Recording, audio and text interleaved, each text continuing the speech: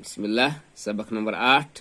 अब वो कुरान समझे सूरतुल असर से। इसका ग्रामर, फ़िल माज़ी के दिए गए 6 सीगों को TPI की प्रैक्टिस कीजिए। ये तरीका ज़ैल में दिया जा रहा है। जब आप फ़अला इसने किया कहें तो सीधे हाथ की तशहुद की उंगली से दाएं जानिब इशारा करें, गोया वो शख्स आपकी दाएं जानिब बैठा हुआ है।